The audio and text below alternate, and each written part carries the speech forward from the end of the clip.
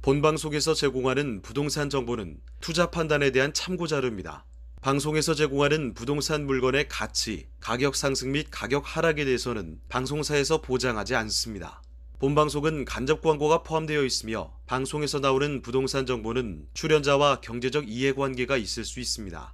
투자에 유의하시길 바랍니다. 본방송의 제작진 및 출연진은 방송통신심의위원회 규정을 준수합니다.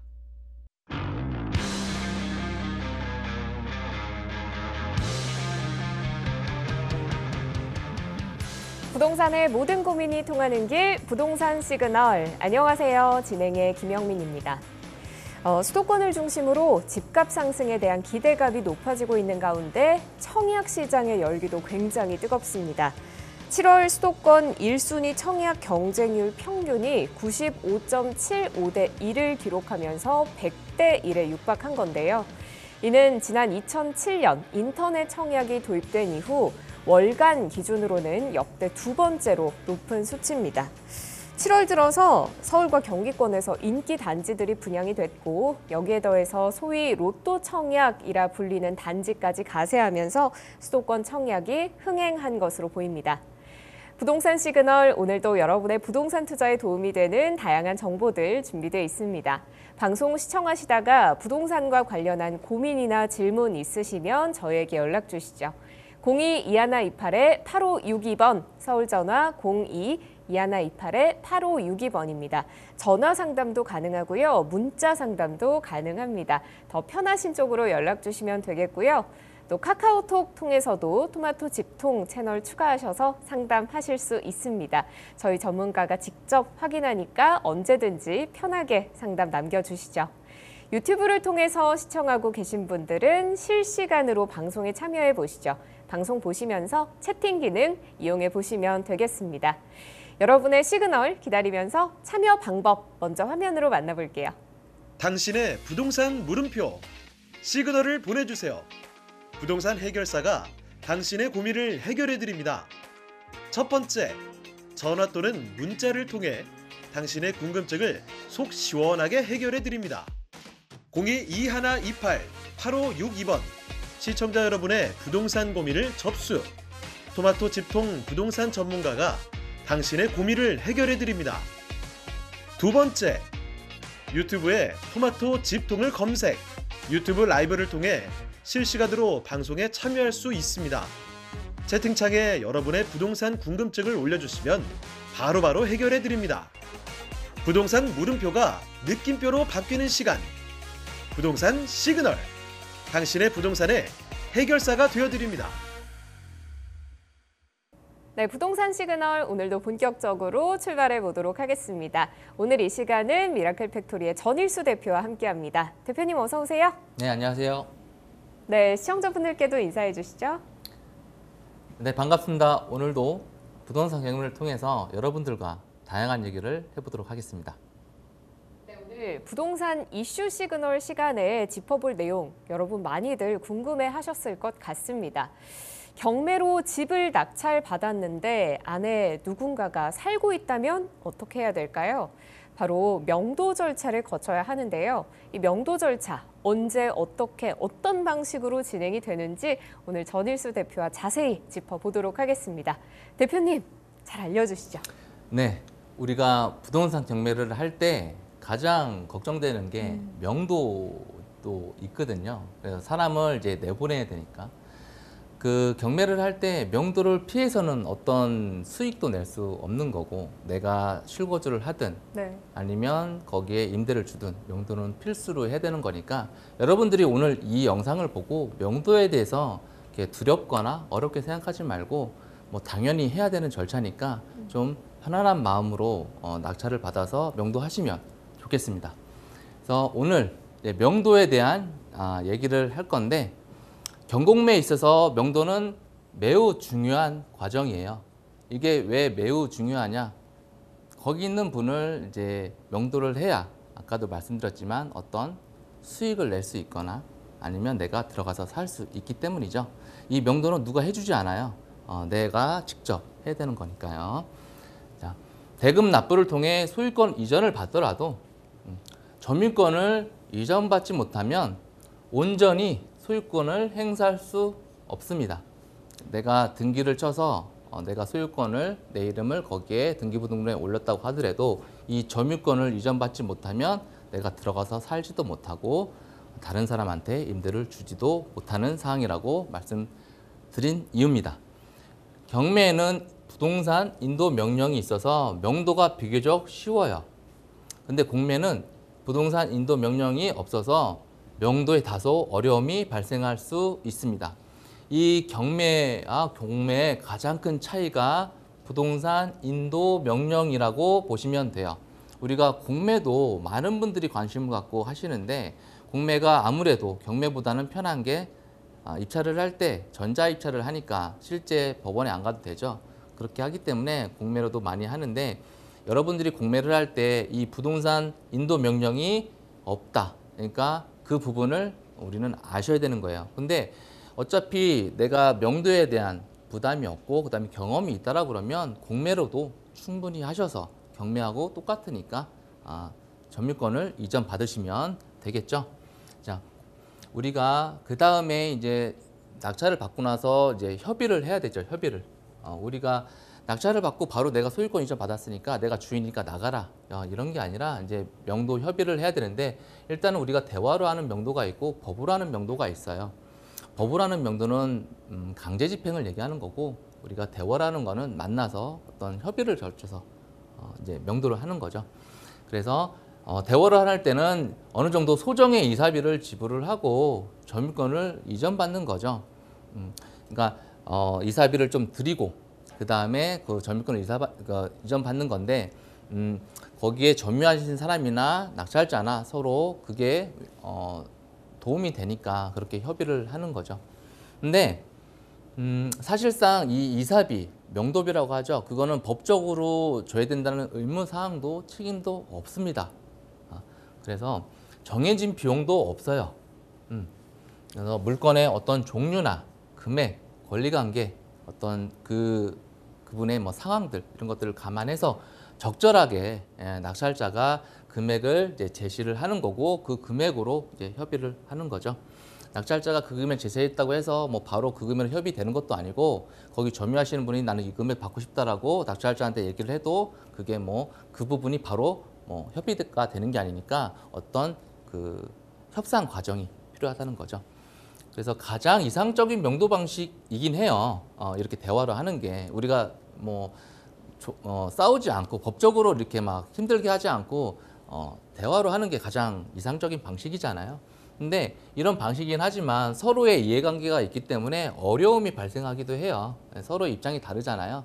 낙찰자는 돈을 조금 아끼려고 하는 거고 거기 계신 분은 이제 더 좀 받으려고 하는 거니까 그런 이해관계가 다르다 보니 당연히 어떤 어려움이 발생을 하는 거죠.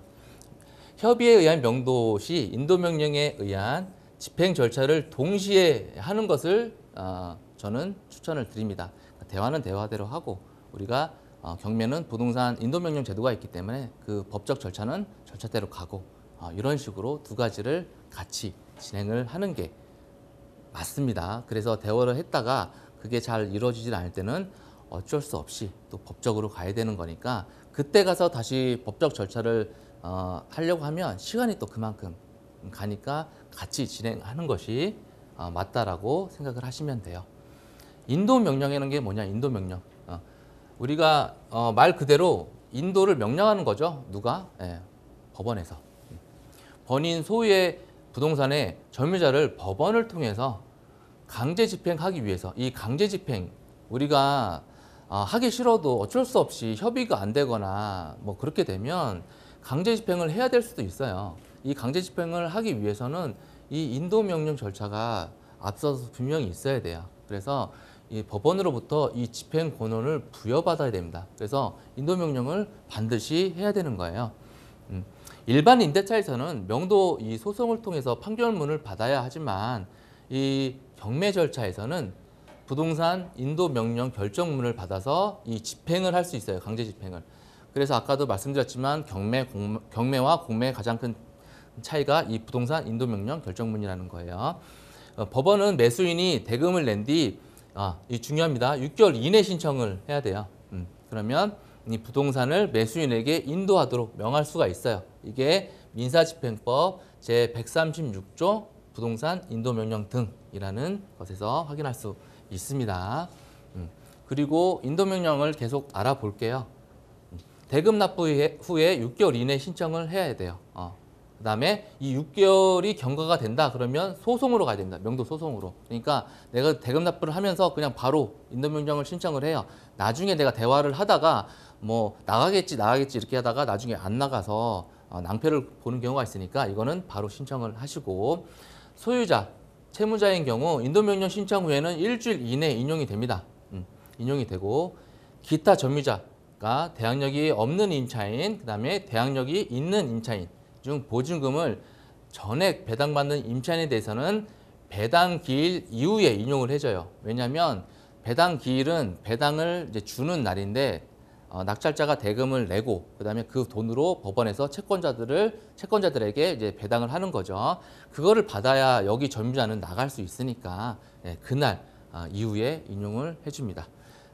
그러니까 대항력이 있는 임차인 중 배당 요구를 하지 않았거나, 이 대항력 있는 임차인 여기 또 나오죠. 그다음에 배당 요구를 했으나 보증금 전액이 배당되지 않는 임차인은 인도명령을 내주지 않아요. 당연히 돈을 못 받았으니까 법원에서는 나가라고 안 하겠죠. 이거는 우리가 알고 있어야 되는 거예요. 그래서 뭐 내가 낙찰받았다고 무조건 인도명령 해달라고 하는 게 아니라 이런 사항이 있으면 법원에서는 인도명령을 내주지 않습니다. 점유자가 매수인에게 대항할 수 있는 권한에 의하여 점유하고 있는 것으로 인정되는 경우에는 그러하지 아니하다. 민사집행법 136조 제1항에서 이 내용을 우리는 확인할 수 있습니다. 자, 인도명령 그 외 다툼이 있는 점유자, 그러니까 뭐 유치권자, 말소 기준 등기보다 전입이 빠른 점유자, 그러니까 대항력 있는 임차인이겠죠. 에서는 인도명령이 기각될 수 있습니다. 그러니까 조심하셔야 돼요. 계속 뭐 낙찰 받았다고 그냥 인도명령을 내주지 않습니다. 자, 인도명령이 기각이 되면 어떻게 해야 되나? 명도 소송으로 가야 되죠. 명도 소송을 가면 시간도 좀 걸리고 6개월에서 한 1년 정도 걸릴 거예요. 그리고 이제 소송 비용, 그다음에 그 소송하는 기간 동안 내가 어떠한 사용 수익을 못 하니까 그 부분도 감안을 하셔야죠. 이제 인도명령 절차에 대해서 열람을 좀 해볼 수가 있어요. 이게 내가 인도명령을 했는데 어떻게 지금 진행되고 있는지, 그 부분을 이제 어떻게 확인하면 되는지 그 절차를 말씀드려 볼게요. 인도명령 사전 사건 절차에 대한 열람은 나의 사건 검색, 그러니까 우리 뭐 일반 포털 사이트에서 나의 사건 검색을 하셔서 사건 번호, 당사자명 입력을 하면 인도명령 인용 후 법원에서 부동산 인도 결정문을 신청과 피신청인에게 각각 발송을 합니다. 여기서 우리가 이제 확인할 수가 있는 거죠. 자, 그래서 어떻게 진행되고 있는지 우리가 그런 것들을 확인할 수 있어요. 그 다음에 이제 대화로 했는데 얘기가 좀 잘 안 풀린다. 그럴 수 있잖아요. 명도를 하다 보면 그런 부분이 좀 다반사이긴 한데 그것도 우리가 염두를 해야 되겠죠. 그렇게 되면 우리가 뭐 그냥 가만히 있을 수는 없잖아요. 법의 어떤 법원을 통해서 절차적인 도움을 받아야 됩니다. 그게 강제집행 절차인데 사실 되도록 하지 않는 것이 좋죠. 하지만 점유자가 연락이 안 되거나 협의가 안 되는 경우 어쩔 수 없이 진행을 해야 되겠죠.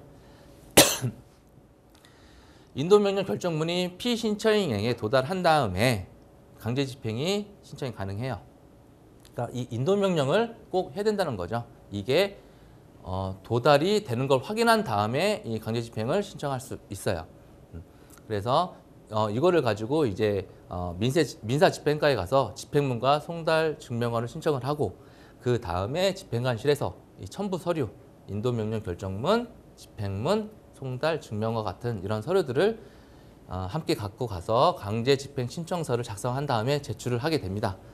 제출을 하면 그 다음에 이 집행관님이 이제 집행할 때 바로 하는 게 아니에요. 계고를 합니다. 한번 현장에 가서 공지를 해요. 언제까지 이사를 나가라. 그러면 그때까지 이사를 안 나가면 이제 집행을 한다. 이런 계고를 합니다. 그리고 이제 비용을 그날 이제 납부하게 돼요. 예치금을 납부하게 되는데 비용은 법원마다 상이해요. 어떤 법원은 그 비용을 전체적인 인건비를 다 미리 받는 데도 있지만 어떤 법원은 뭐 20만 원 내외로, 그러니까 출장비 정도로만 이렇게 받는 법원도 있습니다. 근데 나중에 실제 뭐 집행을 할 때는 그 비용을 다 내야 되는 거니까 뭐 더 많이 내든 더 적게 내든 만약에 집행을 한다 그러면 어차피 비용은 동일하다. 그래서 집행 비용 납부 후에 약 2주 이내 목적 부동산에 방문을 하죠. 아까 말씀드렸다시피 계고장을 교부한 다음에 그 다음에 보통 2주 후에 강제 집행을 이제 진행을 합니다. 예, 이런 과정으로 강제 집행을 진행을 하는 거예요. 자, 점유자를 못 만나는 경우가 있을 수 있겠죠. 뭐 거기에 사람이 살고 있지 않거나 아니면 뭐 일을 갔거나 못 만나는 경우도 있을 거예요. 그러면 그때는 집행관님이 가서 계고장을 전달하거나 사람이 없으니까 뭐 문에 붙이거나 뭐 안에 넣어놓거나 이렇게 문틈으로 넣어놓거나 할 거예요. 그리고 계고가 지나면 이제 본집행을 이제 신청할 수가 있습니다. 그래서 본집행이 발생이 되면 비용 납부를 해야 되겠죠. 이게 이제 집행 어떤 노무비니까 이런 것들을 해야 되고, 그다음에 부동산 내부에 있는 어떤 집기류가 있겠죠. 집기류가 있을 수 있고, 뭐 쓰레기가 있을 수 있고 여러 가지가 있을 수 있는데 이제 이전 업체를 선정을 해요. 이제 이거는 이제 집행관실에서 기존에 이제 어떤 협력 업체들이 있으니까 그쪽에서 다 선정을 합니다. 그다음에 이제 실제 집행을 하면 뭐 사다리차가 올 수도 있고 화물차, 그다음 뭐 창고도 싣고 와야 되니까요. 거기에 다 넣어놔야 되니까 이런 비용은 매수인이 부담을 합니다. 그래서 집행관실에서 지정하는 날짜에 본 집행을 실시를 하게 되죠. 그러니까 이런 것들을 하게 되면 비용이 우리가 이제 나가기 때문에 강제 집행을 할 때 조금 더 생각을 해보고, 그래서 이제 대화로 하는 명도가 가장 이상적이다 말씀을 드리는 거예요. 내부 집기류에 정해진 물류센터로 이제 이전해서 보관을 합니다. 뭐 보통 한 3개월 정도 보관비를 받아요, 미리. 그러니까 한 달에 한 20만 원 정도 해서 3개월이면 한 60만 원 정도 이 창고 보관비를 받습니다. 그래서 이 창고 보관비 외에 이 창고를 또 싣고 가거나 싣고 오는 또 화물차도 있어야 되기 때문에 그런 비용들, 앞서 말했지만 사다리차 비용 이런 것들이 들어가기 때문에 그런 비용을 감안해서 내가 명도비를 점유자하고 얘기를 하시는 게 좋습니다. 자, 이런 집기에 대해서 매각을 유체동산을 경매를 통해서 절차 신청을 해요. 이거를 뭐 바로 그냥 빼서 창고에 있다고 버릴 수는 없고, 이거를 유체동산으로 이제 매수인이 직접 낙찰을 받거나 제3자가 낙찰을 이제 받아야 돼요. 그리고 나서 뭐 폐기물 처리를 하든 처리를 해야 되는데 보통 매수인이 받겠죠. 왜냐하면 제3자가 뭐 이거를 받은 경우는 많이 없어요. 그 안에 여러 가지 뭐 그 쓰레기들도 많기 때문에 보통 매수인이 낙찰 받아서 처리를 합니다. 매수인이 유체동산을 직접 낙찰 받은 후에 처리를 받은 후에 매각대금은 집행 비용으로 상계 처리가 됩니다. 유체동산 낙찰 후 매수인이 사용 수익할 수 있으나 실무상 진짜 다 폐기물인 경우가 대부분이에요.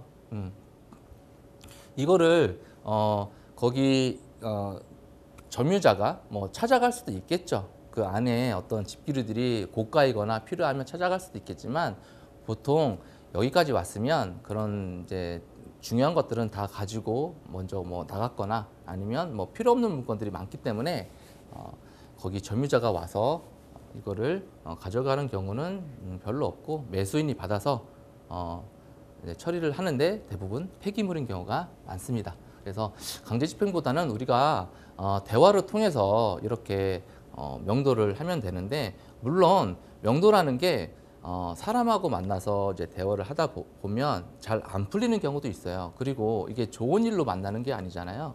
그래서 서로 이해관계가 있기 때문에 그런 부분이 좀 어려울 수는 있지만, 그렇다고 그렇게 뭐 어렵다고 생각을 안 하셔도 되는 게, 얘기를 해서 너무 좀 무리한 요구를 하거나 그렇게 한다라 그러면 그냥 법원에서 명도를 진행해 준다, 이렇게 마음 편하게 생각하시고 경매 투자 하셨으면 좋겠습니다. 이 명도 때문에 뭐 경매를 못 하겠다 그런 생각하기보다는 명도는 내가 하는 게 아니라 법원에서도 해준다.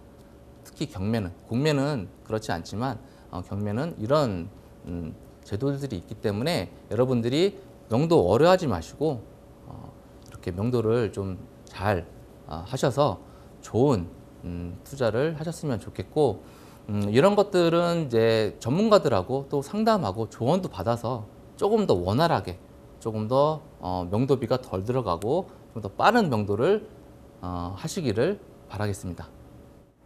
네, 오늘 부동산 이슈 시그널 시간에서는 경매 명도 절차에 대해서 살펴봤습니다. 아무래도 안에 살고 있는 사람을 내보내는 절차이기 때문에 부담을 느끼거나 어려움을 겪는 분들도 많으실 것 같은데요. 오늘 이 시간 방송 시청하시면서 도움이 되셨으면 좋겠습니다. 원만한 명도가 진행이 될 수 있기를 바라고요. 어려움을 겪고 있거나 고민이 있으신 분들은 02-2128-8562번으로 연락 주시면 되겠습니다. 네, 바로 이어서 부동산 투자 시그널로 이어가 볼 텐데요. 이번에 분석해 볼 부동산 물건은 경기도 성남시 분당구 임해동에 있는 아파트 물건이네요. 오늘 이 시간에 딱 이 물건을 분석해 보는 이유가 또 있을 것 같은데요. 대표님, 경매로 받으면 어떤 점이 좋을까요? 요즘에 그 서울 쪽에 있는 아파트도 굉장히 분위기가 좋지만 이런 성남의 분당 아파트들도 워낙 요즘에 좋죠. 네, 분위기가 너무 좋아서 네. 이런 아파트를 우리가 경매로 또 싸게 매수할 수 있다 그러면 훨씬 더 좋은 기회가 있을 수 있어서 오늘 이 물건을 한번 준비를 해봤습니다. 자, 오늘 얘기를 할 물건은 앞서 말씀드렸지만 분당 임해동에 있는 아파트고 11층이에요. 층수는 굉장히 좋죠. 그래서 이 아파트가 전용 면적이 한 40평 정도 됩니다.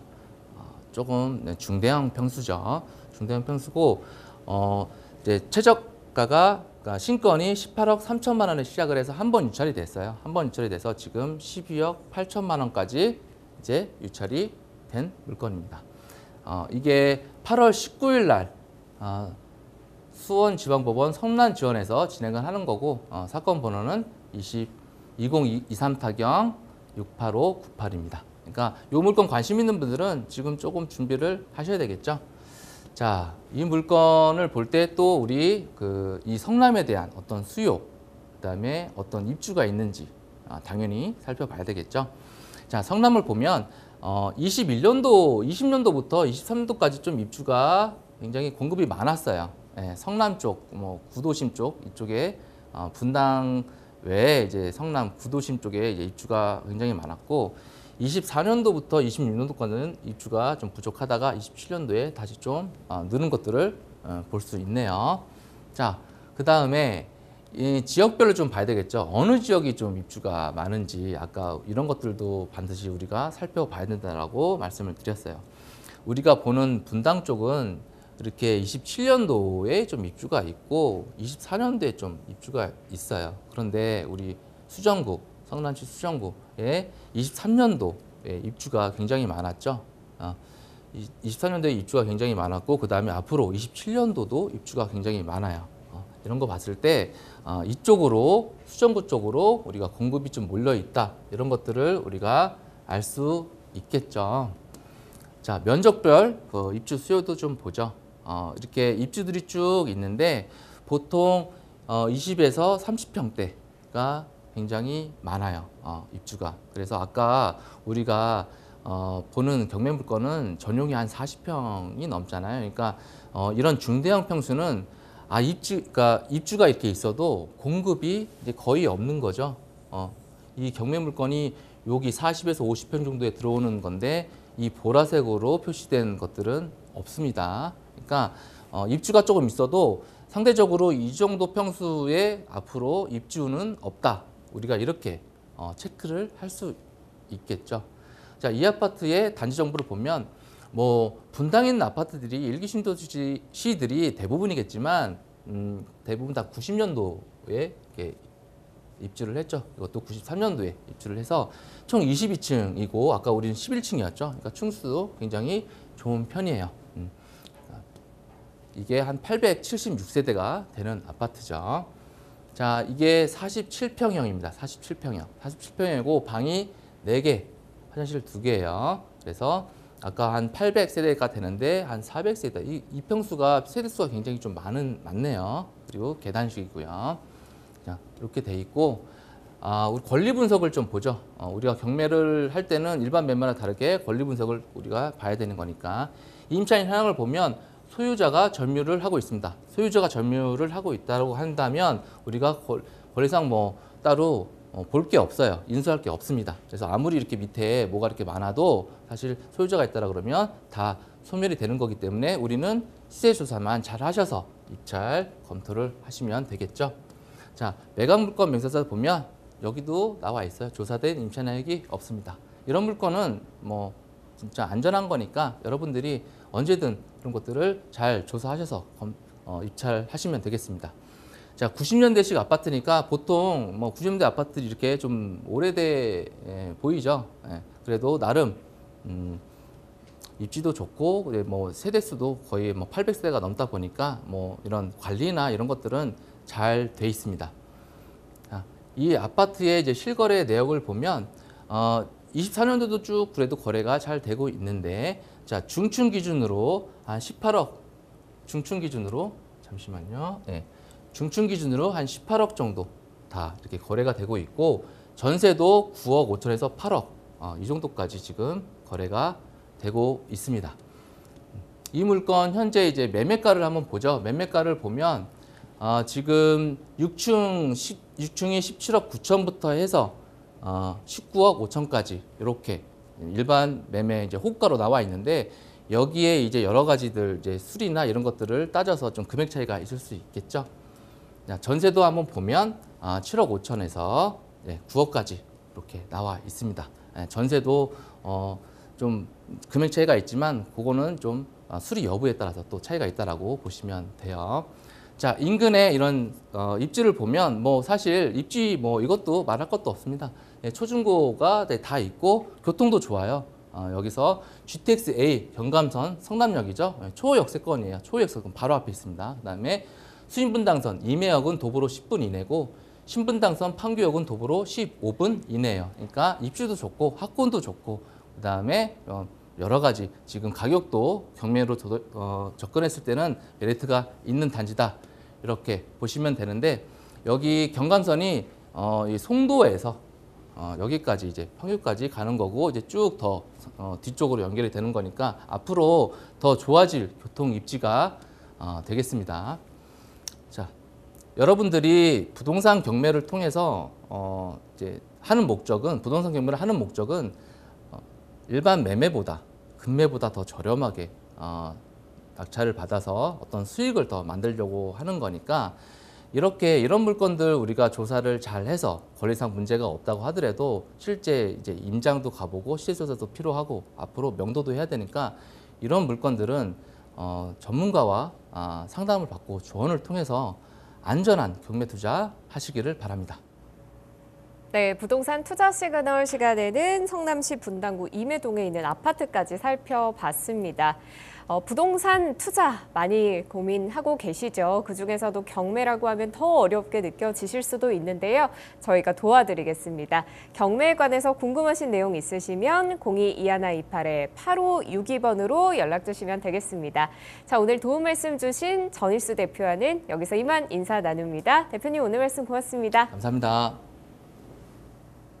네, 추가적으로 궁금한 내용 있으시면 언제든지 02-2128-8562번으로 연락 주시죠. 당신의 부동산 물음표 시그널을 보내주세요. 부동산 해결사가 당신의 고민을 해결해 드립니다. 첫 번째, 전화 또는 문자를 통해 당신의 궁금증을 속 시원하게 해결해 드립니다. 02-2128-3802로 시청자 여러분의 부동산 고민을 접수. 토마토 집통 부동산 전문가가 당신의 고민을 해결해 드립니다. 두 번째, 유튜브에 토마토 집통을 검색. 유튜브 라이브를 통해 실시간으로 방송에 참여할 수 있습니다. 채팅창에 여러분의 부동산 궁금증을 올려주시면 바로바로 해결해 드립니다. 부동산 물음표가 느낌표로 바뀌는 시간. 부동산 시그널. 당신의 부동산의 해결사가 되어드립니다. 부동산의 모든 고민이 통하는 길 부동산 시그널. 자, 이번 시간에는 토마토패스 공인중개사의 민법 교수이신 박기인 교수 모시고 이야기 계속 이어가 볼까 합니다. 교수님 어서 오세요. 네, 안녕하세요. 네, 인사 먼저 부탁드릴게요. 시청자 여러분 안녕하세요. 자, 이번 시간에 우리가요. 이렇게 함부로 투자하면 안 된다. 그래서 투자 실패 사례를 가지고 시청자 여러분들과 직접 소통하도록 그렇게 하겠습니다. 네, 오늘 부동산 이슈 시그널 시간에는 이렇게 투자하면 안 된다 하는 것을 알려주신다고 하는데요. 특히나 토지에 있어서 개발 가치가 없는 토지에 투자를 하게 되면 낭패를 보기 십상이겠죠. 이 부분에 대해서 자세히 짚어보려고 합니다. 교수님, 잘 설명 부탁드립니다. 네, 그렇게 하도록 하겠습니다. 자, 지금부터 여러분요.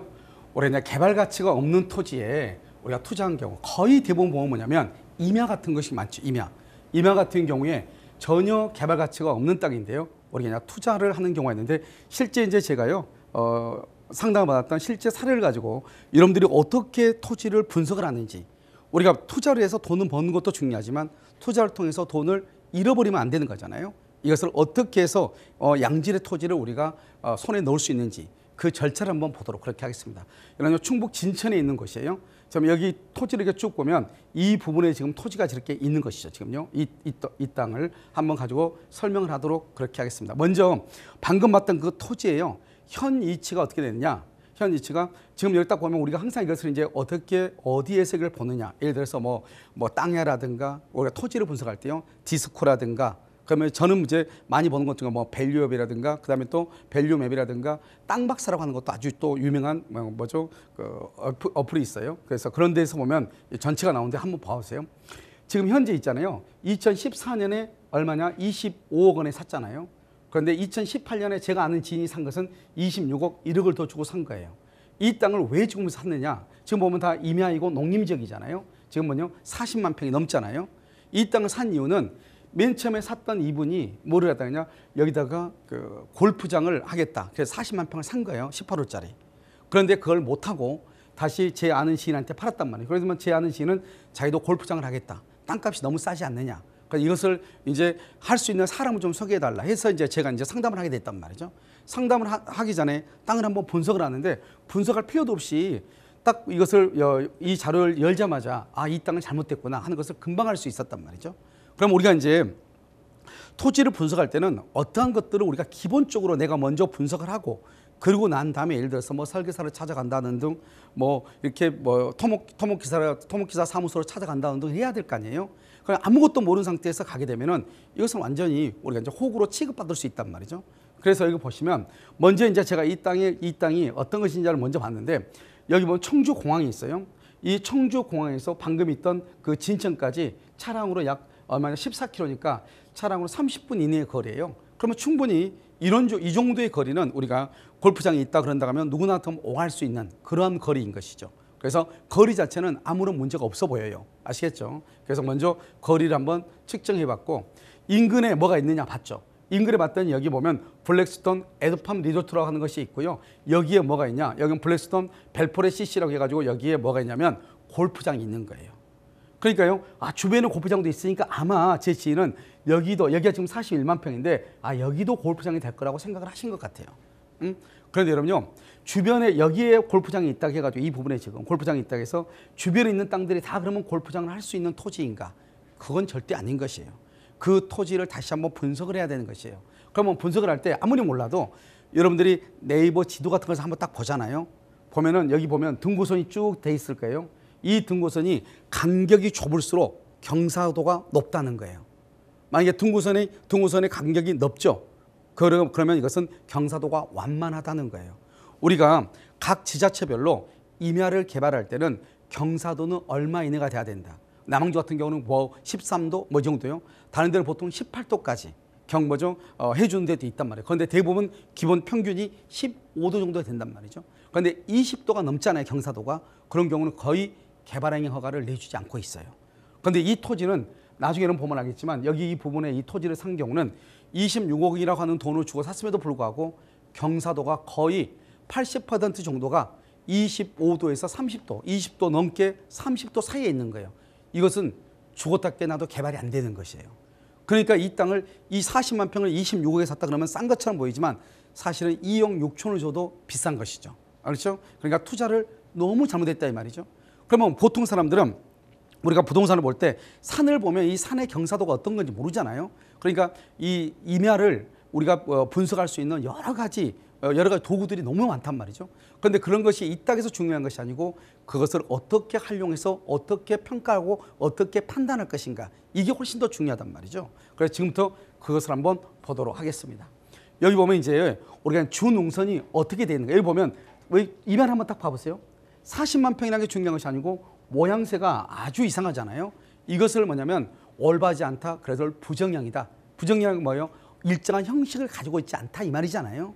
그 다음에 지금 주농선이 어디로 향해 있어요? 잘 봐요. 북향이라는 거잖아요. 여러분 생각을 해봐요. 산이 높고 북향이에요. 그러면 겨울에 눈이 와요. 그럼 눈이 녹아요? 녹지 않아요? 녹지 않고 그냥 얼어 있단 말이죠.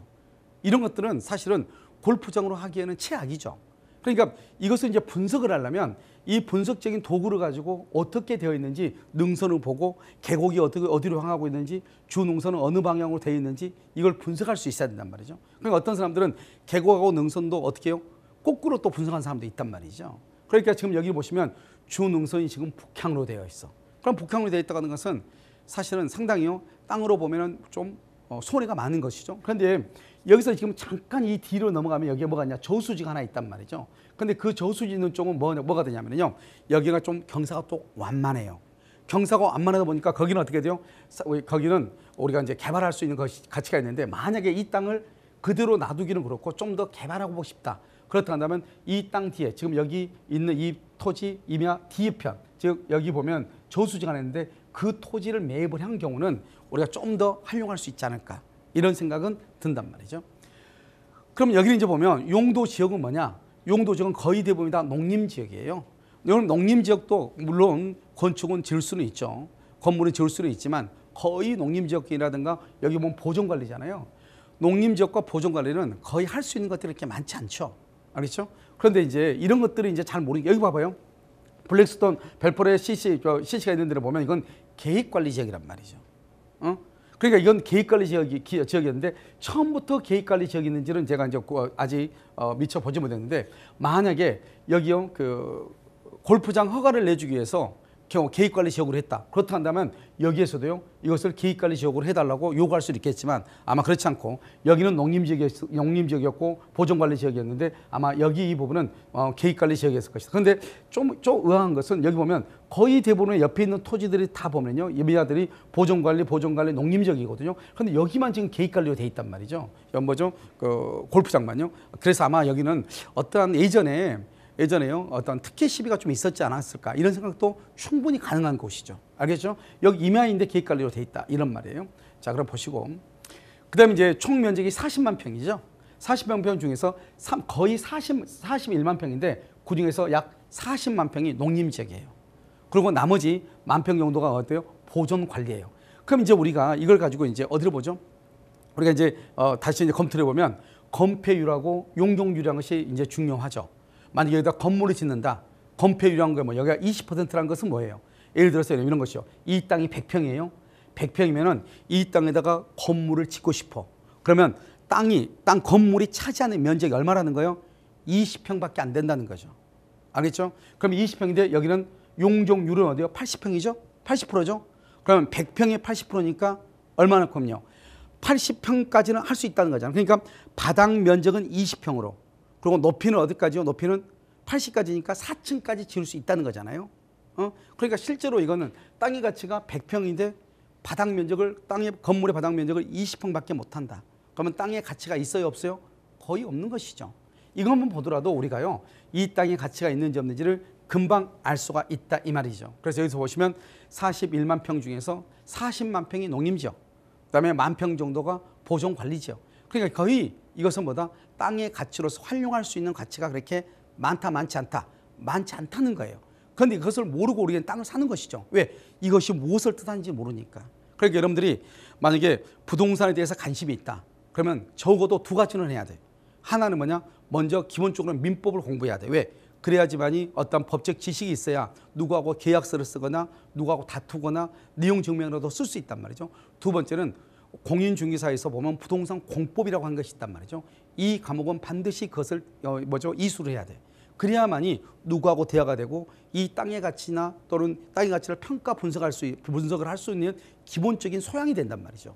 그런 정도도 모르면서 땅을 산다. 그랬을 때 이렇게 낭패를 보는 것이죠. 아시겠죠?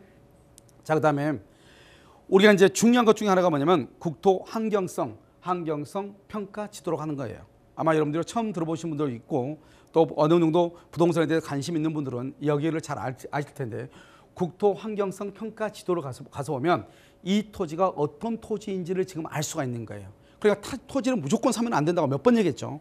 지금 이 원으로 되어 있는 이 부분이 바로 지금 제가 설명하고 있는 논란이 되고 있는 토지란 말이죠. 임야란 말이죠. 부분 41만 평이란 말이죠. 이 토지를 분석을 했더니 어떻게 됐다?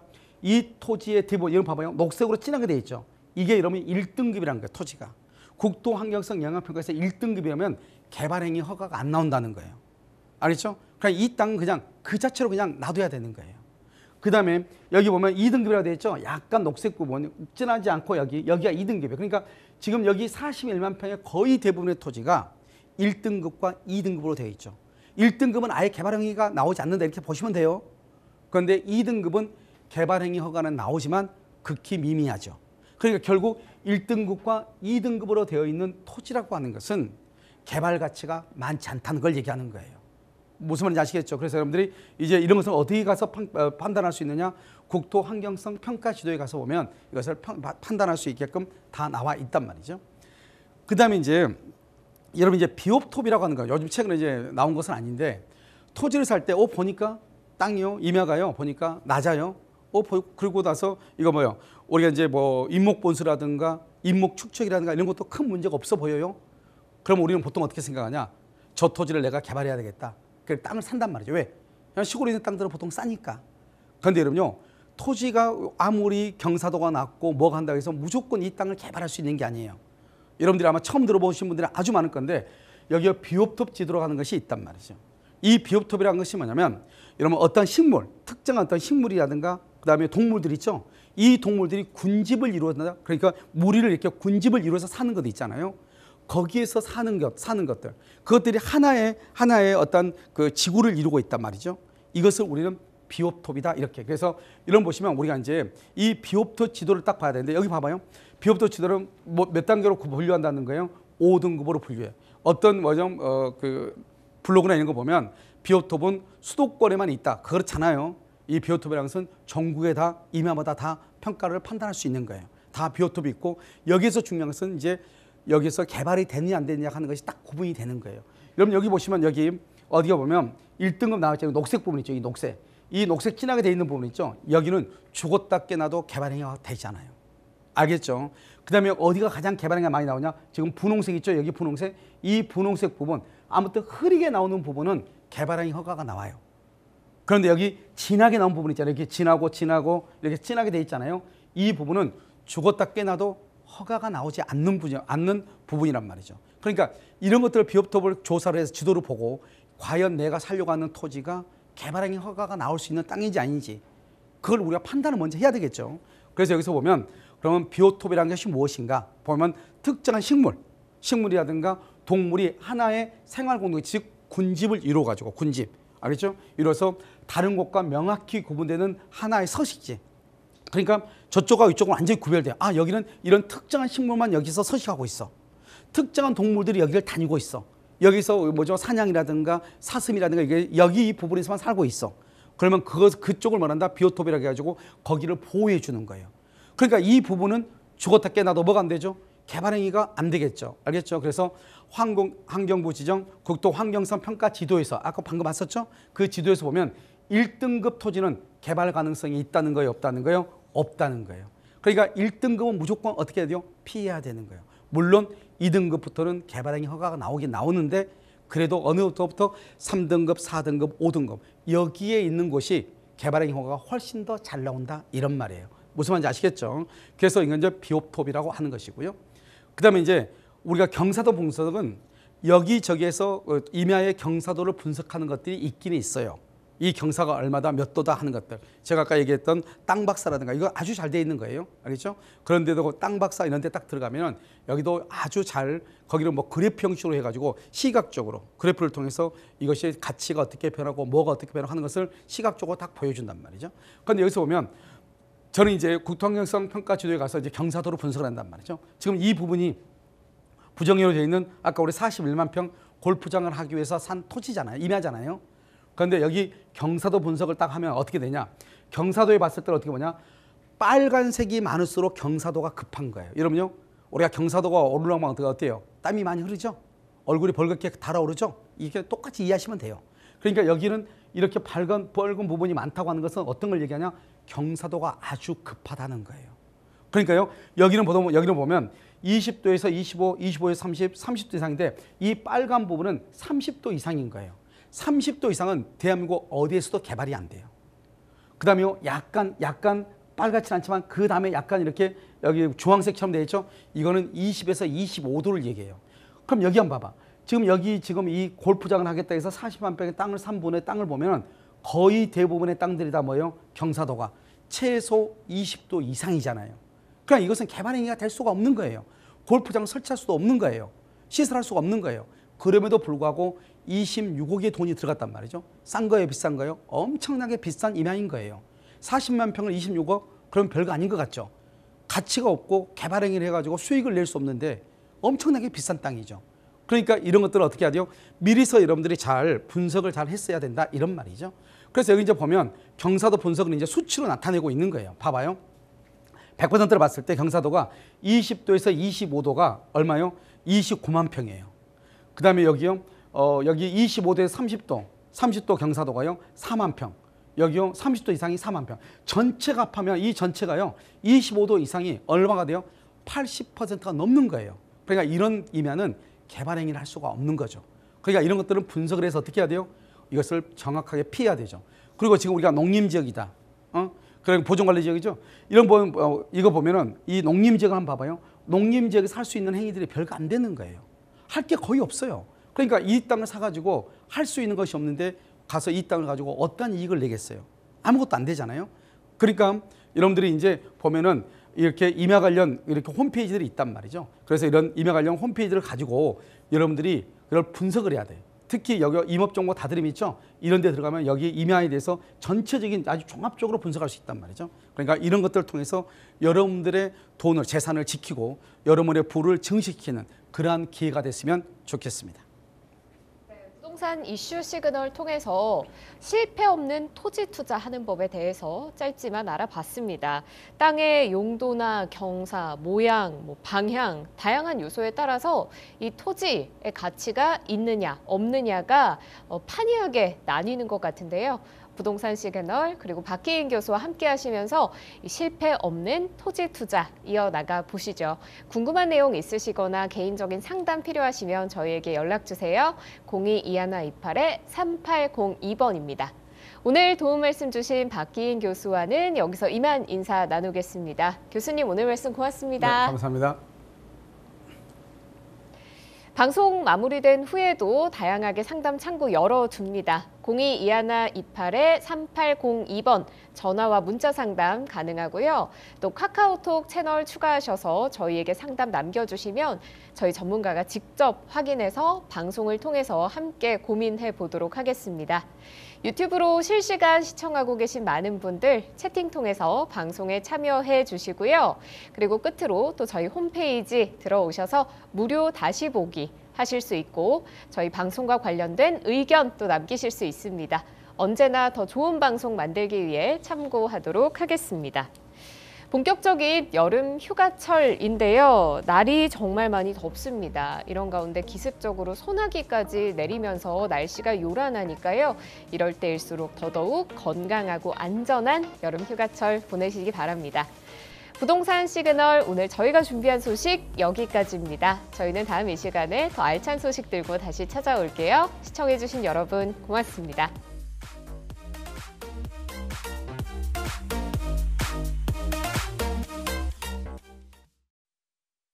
본방송에서 제공하는 부동산 정보는 투자 판단에 대한 참고 자료입니다. 방송에서 제공하는 부동산 물건의 가치, 가격 상승 및 가격 하락에 대해서는 방송사에서 보장하지 않습니다. 본방송은 간접 광고가 포함되어 있으며 방송에서 나오는 부동산 정보는 출연자와 경제적 이해관계가 있을 수 있습니다. 투자에 유의하시길 바랍니다. 본방송의 제작진 및 출연진은 방송통신심의위원회 규정을 준수합니다.